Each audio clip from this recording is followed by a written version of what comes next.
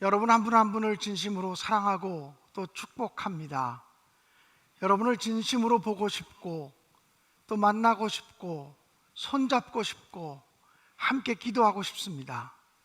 그렇지만 우리는 지금 비대면 영상 예배로 하나님께 예배를 드리고 있습니다.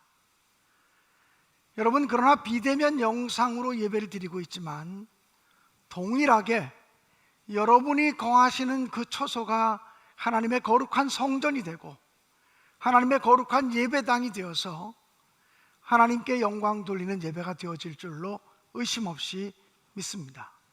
저는 이 코로나19 상황 속에서는 이렇게 비대면 예배를 드리면서 정부의 방역 지침을 준수하고 함께 조심하는 것, 이것이 당연히 교회의 책임이요, 이 시대를 살아가는 교회의 사명이요, 또 일반 상식이라고 그렇게 분명히 믿습니다.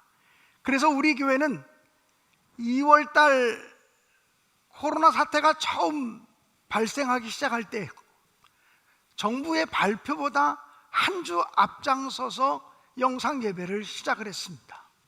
그리고 2차 코로나 바이러스 확산의 사태가 일어났을 때도 우리는 정부의 발표보다도 한 주 앞서가면서 비대면 예배, 영상 예배로 모든 예배를 전환하였습니다.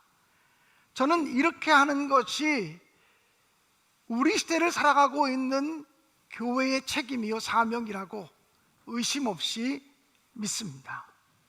오늘 제가 여러분과 말씀을 나눌 설교의 제목은 참으로 무례한 기독교라고 하는 제목입니다.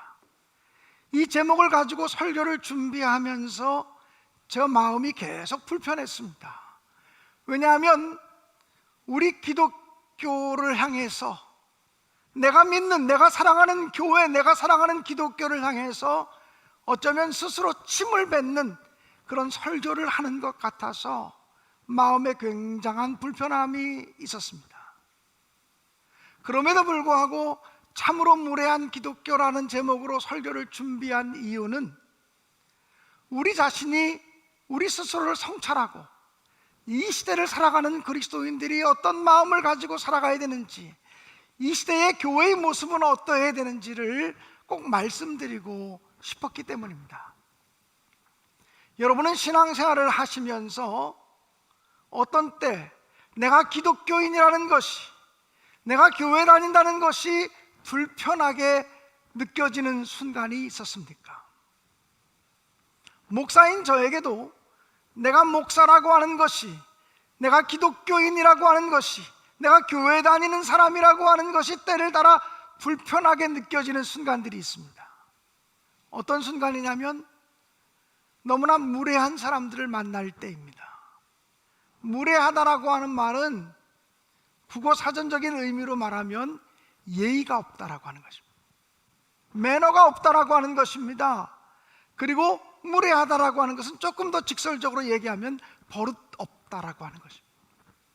우리는 삶을 살아가다가 무례한 사람들을 만나면 저 사람 너무 무례해, 저 사람이 하는 얘기가 옳던 그르던 그것과 상관없이 저 사람의 태도가 너무 무례해, 이런 이야기를 할 때가 있습니다. 저는 목회를 하면서 무례한 성도를 만날 때 참 목회하기가 힘들다는 생각을 가질 때가 있습니다. 무례한 장로님들을 만날 때 장로님들이 왜 저렇게 무례할까, 이런 생각을 할 때가 있습니다. 그런데 더 속상한 것은 목사님들 중에서 무례하게 말하는 사람들을 만날 때 목사가 저렇게 무례하면 안 되지, 나도 똑같은 목사이지만 이거는 정말 목사의 얼굴에 스스로 침을 뱉는 일이지, 이렇게 느끼면서 속상해하고 마음이 불편해질 때가 한두 번이 아닙니다.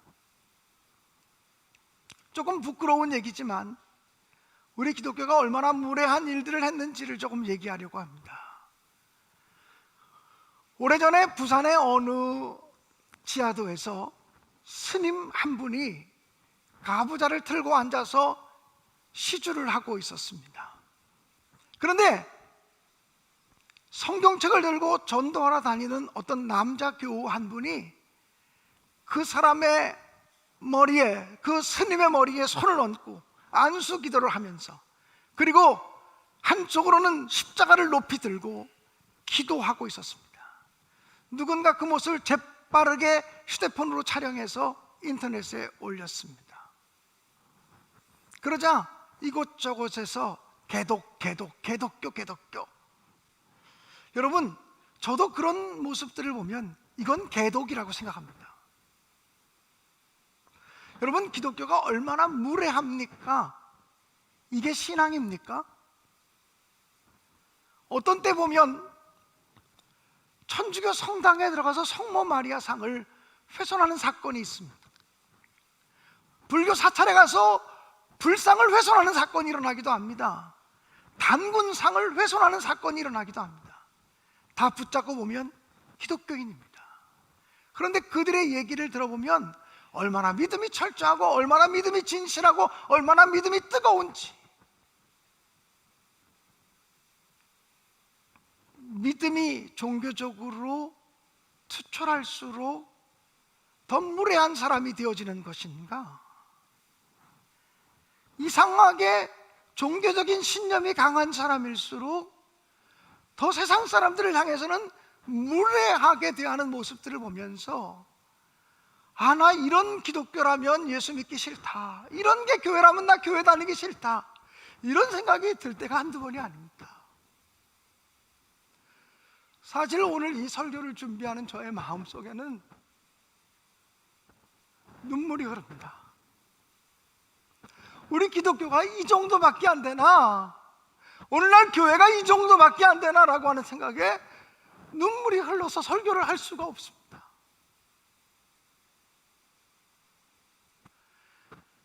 지구촌에서 자연재해가 생겨질 때가 있습니다. 지진이 일어나기도 하고 화산이 폭발하기도 하고 쓰나미가 몰려오기도 하고 전염병이 돌기도 하고, 그러면 저같이 작은 교회의 목사가 설교하는 것은 뉴스 보도도 되지 않습니다. 그런데 큰 교회의 목사들, 또 그뿐 아니라 높은 지위를 가지고 있는 목사들, 그런 사람들이 저주성에 가까운 메시지를 쏟아낼 때가 있습니다. 하나님이 심판하시는 거라고, 하나님이 저주하시는 거라고. 여러분, 기독교인들이 남이 당하는 아픔과 남이 당하는 고난에 대해서 언제 그렇게 심판하라고 성경이 가르친 적이 있습니까? 언제 그들을 저주하라고 성경이 한마디나 가르친 적이 있습니까? 하나님의 이름을 걸고 예수의 이름을 걸고 얘기하니 부끄러워 얼굴을 들 수가 없습니다. 코로나 바이러스가 처음 시작했을 때만 해도 그런 설교가 한국 강단에 넘쳐났습니다. 하나님이 중국을 심판하시는 거라고, 하나님이 이 민족을 심판하시는 거라고. 여러분, 저는 그렇게 생각하지 않습니다. 이렇게 힘들고 어려울 때일수록 남을 향해 손가락질하지 말아야 합니다. 자기를 돌아보아야 합니다. 나를 돌보아야 합니다. 나를 돌아보아야 한다라고 하는 사실입니다. 바로 얼마 전 지하철 안에서 어떤 사람이 마스크도 쓰지 않은 채 큰 소리로 대화를 하는 것을 보고서 어떤 사람이 마스크 좀 쓸 수 없습니까? 라고 얘기를 했습니다. 마스크를 쓰고 좀 얘기를 하시죠. 그랬더니 그 사람이 분노를 일으키면서 자기가 신고 있던 슬리퍼를 벗어서 그냥 자기에게 마스크를 착용해달라고 한 사람들을 무차별하게 폭행하는 영상이 인터넷에 올랐고 신문에 올랐습니다. 그리고서 그 사람이 조사받으러 경찰서에 갔다가 나오면서 내가 하나님께 회개 기도하겠습니다. 역시 그 사람도 기독교인이었습니다. 예상이 왜 이렇게 빗나가질 않죠? 그러니 오늘날 기독교가 예수 믿지 않는 사람들로부터 개독교라고 하는 소리를 듣게 되는 거예요. 사랑하는 여러분, 그것이 일정 몇몇 사람들의 이야기라고 우리는 늘 얘기했지만, 이제는 그것이 몇몇 사람들의 이야기가 아니라 보편적인 기독교인들이 가지고 있는 의식이 아닌가 의심스러울 정도로 우리 기독교의 모습이 추하고 부끄러운 모습을 자꾸 드러내고 있다고 하는 사실을 발견하게 됩니다. 사랑하는 여러분, 왜 기독교인들이 이 세상에 대해서 이렇게 무례한 거죠? 기독교인들이 왜 예수 믿지 않는 사람들에 대해서 왜 이렇게 무례한 거죠? 기독교인들이 함께 세상을 살아가는 사람들에 대해서 왜 이렇게 예의를 지키지 못하는 거죠? 우리가 택한 백성이고 하나님이 택해서 구원받은 사람이라고 하는 선민의식이 있어서 그렇습니까? 예수님께서는 예수님이 말씀을 선포하실 때 선민의식으로 가득 찼던 그 시대의 서기관들이나 제사장들이나 바리새인들을 향해서 분명한 말씀을 선포하셨습니다. 예수의 교훈으로 한번 들어가 보죠. 예수님께서 한 번은 바리새인이 기도하는 것과 세리가 기도하는 것을 보셨습니다. 바리새인은 큰 길 한가운데서 손을 높이 들고 하나님께 기도했습니다. 하나님, 저는 소득의 10분의 1을 하나님께 바쳤습니다. 하나님, 나는 일주일에 2번씩 금식하며 경건하게 살았습니다. 나는 저 세리와 같이 죄짓지 않았습니다. 아주 당당하게 자기가 열정적으로 열심으로 하나님을 섬겼던 것들에 대해서 자랑하듯 이야기를 했습니다. 그런데 세리는 하나님 앞에 감히 고개도 들지 못하고 머리를 푹 수그린 채, 하나님, 나는 죄인으로서이다. 하나님, 나는 죄인입니다. 나를 불쌍히 여기소서라고 기도했습니다. 주님은 바리새인과 세리가 기도하는 모습을 보시면서 제자들에게 이렇게 말씀하셨습니다. 저 바리새인은 하나님 앞에서 의롭다 하심을 얻지 못한다. 그러나 세리야말로 하나님 앞에서 의로운 자라고 하는 칭찬을 받을 것이라고 말했습니다. 이 말씀이 무슨 말입니까? 당시에 오만하고 무례하고 버르장머리 없고 자기들만 최고인 줄 아는 당시의 무례한 종교에 대한 주님의 심판이요 책망이라고 감히 말씀드리고 싶습니다. 예수님께서 한 번은 말씀을 선포하고 계실 때 성난 무리들이 현장에서 간음하는 여인을 붙잡아서 끌고 왔습니다. 그 사람들의 손에는 돌이 들려져 있었습니다. 그 바리새인들이, 유대인들이 예수를 향해서 이렇게 질문합니다. 예수님, 율법에는 이런 사람들을 돌로 쳐 죽이라고 했는데 당신은 도대체 뭐라고 얘기하시겠습니까? 그때 예수께서 말씀하셨습니다. 예수님은 그들의 분노를 식히시기 위해서 먼저 땅에 앉으셔서 무언가 글귀를 쓰신 다음에 다시 일어서서 말씀하시기를, 너희 중에 죄 없는 자가 먼저 돌로 치라, 이렇게 말씀하셨습니다. 여러분, 무슨 말입니까? 그 당시의 종교, 유대 종교라고 하는 것이 사람의 잘못, 허물, 약점만 바라보면 공격하고 정죄하고 심판하고 비판하고 그리고 사람을 죽이려고 하는 무례한 종교였다는 거예요. 여러분, 주님께서는 이런 무례한 종교에 대해서 책망하신 것이죠. 그리고 주님께서는 그 여인을 향해서 이렇게 말씀하십니다. 나도 너를 정죄하지 아니하노니 가서 다시는 죄를 짓지 말라. 주님이 그 여인이 지은 죄를 그냥 무조건 덮어주신 것이 아닙니다. 나도 너를 정죄하지 않는다. 그 여인의 죄가 죄라고 하는 사실은 지적하셨지만, 그러나 주님은 그 여인을 정말 인격적으로 대하셨습니다. 그리고는 다시는 가서 죄를 짓지 말라, 이렇게 말씀해 주셨다고 하는 것입니다. 사랑하는 여러분, 리차드 무어라고 하는 교수가 쓴 책 가운데 무례한 기독교라는 책이 있습니다. 이 사람은 칼빈 대학교에서 가르치기도 했고, 그리고 플러신학대학교 총장을 역임했던 분이기도 합니다. 그런데 이 무례한 기독교라고 하는 책에 보면 그분은 이렇게 얘기합니다.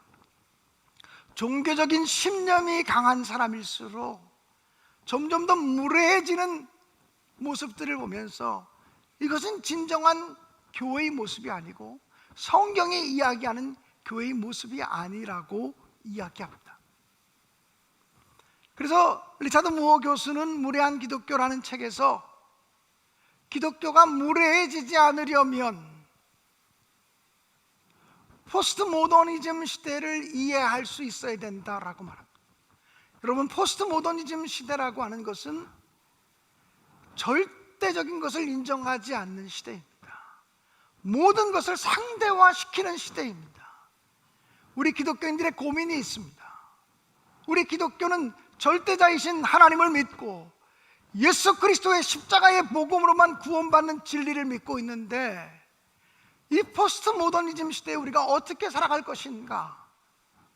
무례한 기독교라고 하는 책에서 보면 우리의 종교적인 신념을 지키면서도 세상 사람들을 대하는 태도가 달라져야 된다라고 말합니다. 그리고 그는 성적 지향이 다른 사람들을 대하는 기독교인들의 태도도 더 예의 바라야 한다라고 얘기합니다.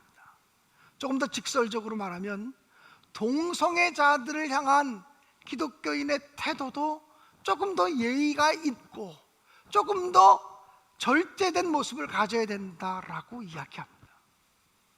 뿐만 아니라 정치적인 자기 신념을 표현하는 데 있어서도, 또 사회 가치를 구해 나가는 데 있어서도, 리더십을 발휘하는 데 있어서도, 리더십을 세워가는 데 있어서도 성경이 말하는 원리를 따라서 질서가 있고 품위가 있고 매너 있고 예절 바른 모습을 갖춰야 된다라고 이야기하고 있는 것입니다.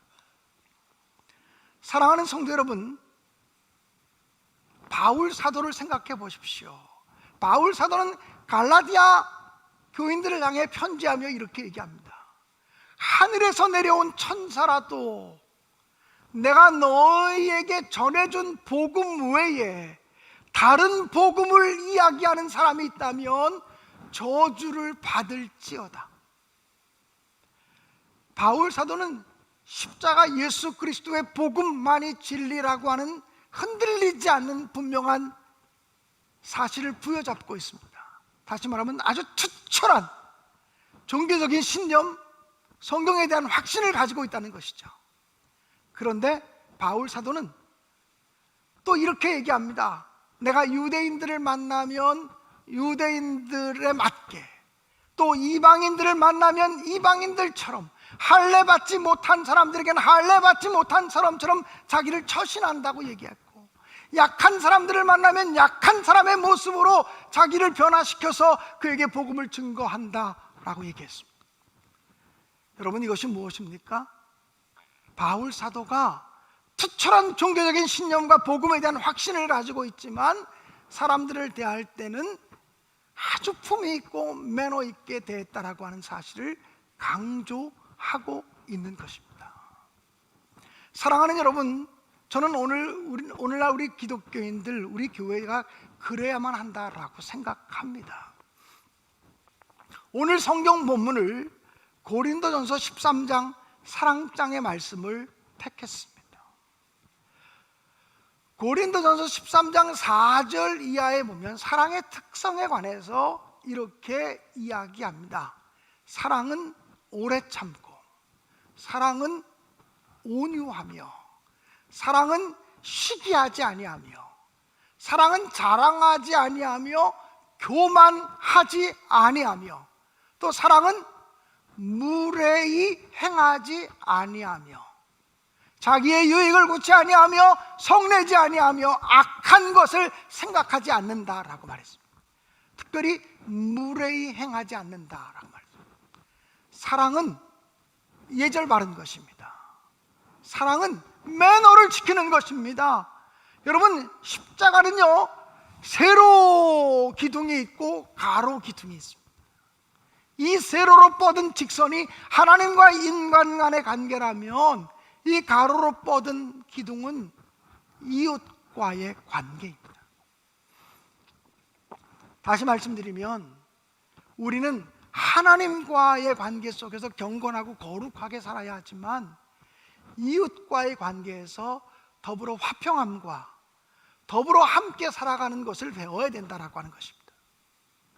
저는 오늘날 우리 기독교, 특별히 한국 교회가 성경을 배우고 하나님 말씀에 대한 지식을 갖는 것도 소중하지만, 다양한 사람들이 함께 살아가는 이 세상 속에서 어떻게 다양한 사람들과 함께 더불어 평화를 이야기하며 더불어 덕을 세우며 살아갈 수 있는 것인가, 시민의식을 고양시키는 것도 배워야 된다고 생각합니다.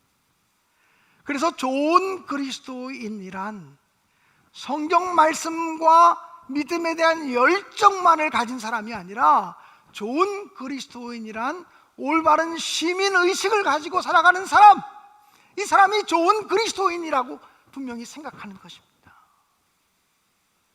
사랑하는 여러분, 우리 교회는 앞으로도 코로나 사태가 진정될 때까지는 지속적으로 이 영상 예배를 드릴 것입니다. 왜냐하면 이것이 우리들이 이 시대를 살아가는 사람들에게 더 이상 피해를 끼치지 않는 방법이라고 생각하기 때문에 그렇습니다. 모든 것이 다 교회의 책임이라고 얘기할 수는 없지만, 교회가 앞장서서 조심하고 교회가 앞장서서 방역을 위해서 함께 수고하며 수고하는 사람들의 노고를 알아주고 격려하고 지지하는 삶을 살아가야 된다고 분명히 믿기 때문에 그렇습니다. 사랑하는 여러분, 전도할 때도 예수 믿는 사람들이 얼마나 무례한지 모릅니다. 예수 천당, 불신 지옥, 그 얘기를 들으면 여러분 상쾌해집니까? 내가 구원받은 사람이니까 옳지, 아멘, 그런 말이 나옵니까? 저는 그렇게 느껴지지 않습니다. 무례하게 전도하는 사람들을 보면 목사라도 뜯어 말리고 싶은 생각이 드는 것입니다. 복음에 대한 열정이 없어서가 아니라 지혜롭지 못하기 때문에 그렇다는 것입니다. 사랑하는 여러분, 베드로 전서에 보면 베드로 사도는 3장 15, 16절에서 이렇게 이야기를 합니다.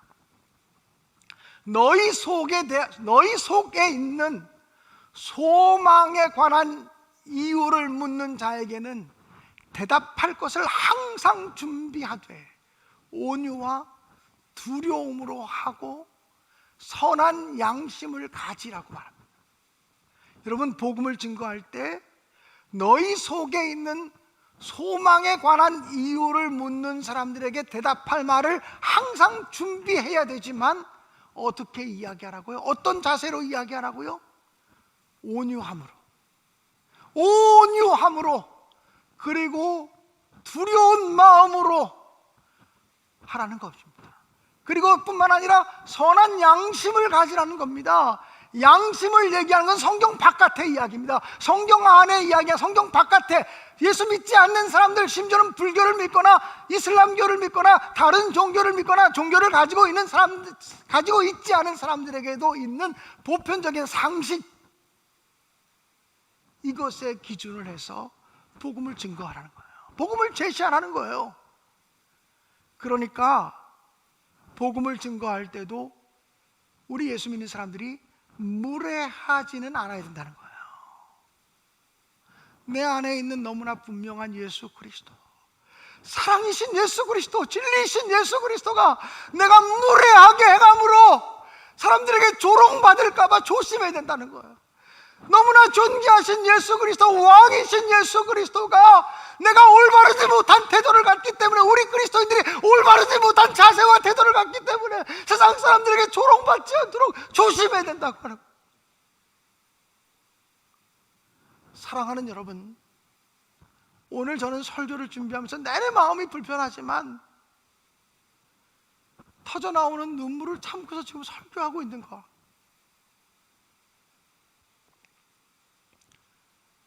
히브리서 12장 14절은 이렇게 얘기합니다.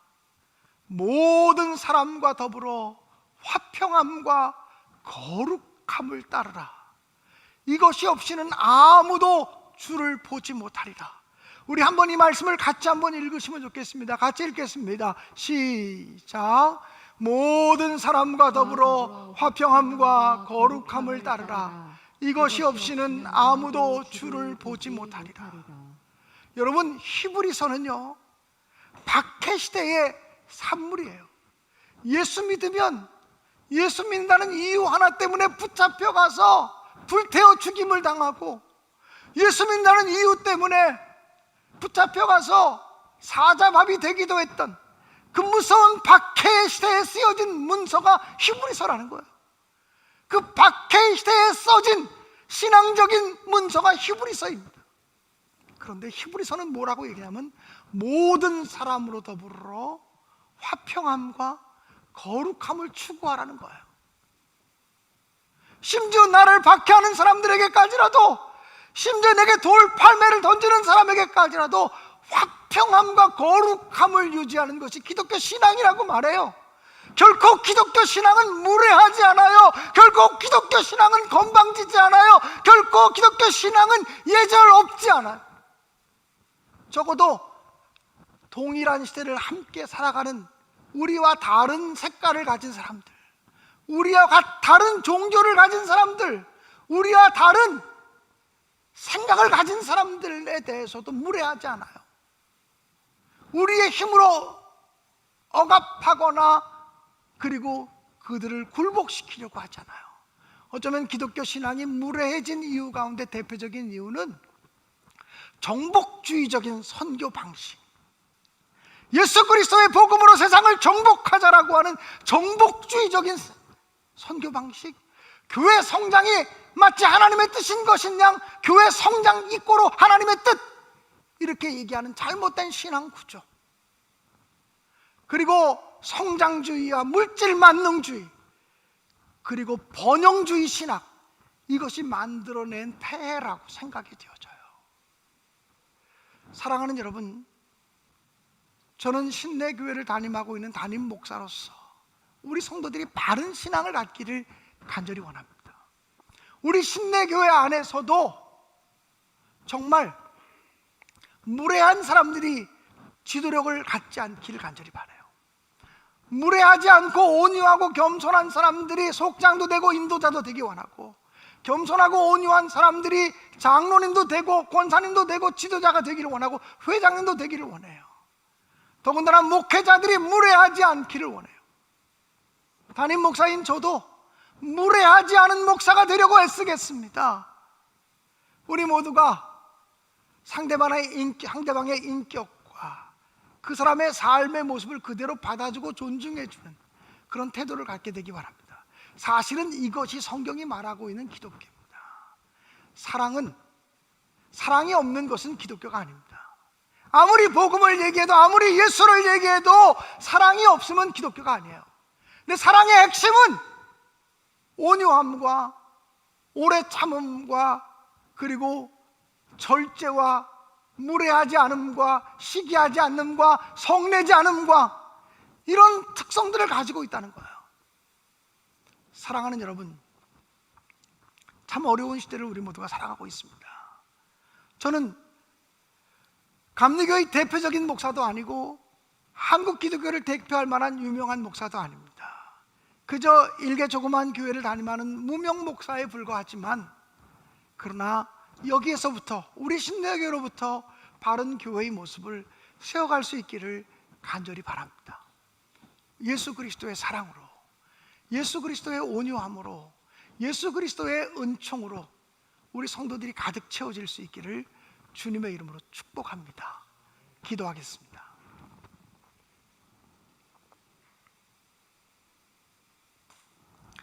거룩하시고 사랑이 많으신 아버지 하나님, 코로나19 시대를 맞으면서 우리 기독교인들이 얼마나 역사 속에서 또 현실의 삶 속에서 무례하게 행했던 일들이 많은지 스스로 돌아보게 하시고, 성경이 말하는 기독교, 성경이 말하는 그리스도인들은 온유와 겸손과 인내와 오래 참음과 사랑과 예절 바름, 그런 것들로 가득 차 있는데, 오늘날 교회와 성도들의 모습은 그 정반대적인 모습으로 가는 것 같아서 두렵습니다. 아버지 하나님, 우리 신내교회로부터 온유한 교회의 모습, 무례하지 않은 교회의 모습을 다시 세워가도록 인도하여 주시고, 예수 그리스도의 성품을 본받아, 예수 그리스도의 마음을 본받아 편안한 곳에서 불편한 곳으로 내려오게 하시고, 높은 곳에서 낮은 곳을 향해 나아가게 하시고, 교만한 자리에서 겸손한 자리로 나아가는 우리 모두가 되게 하여 주옵소서. 존귀하신 예수님의 이름으로 기도합니다. 아멘.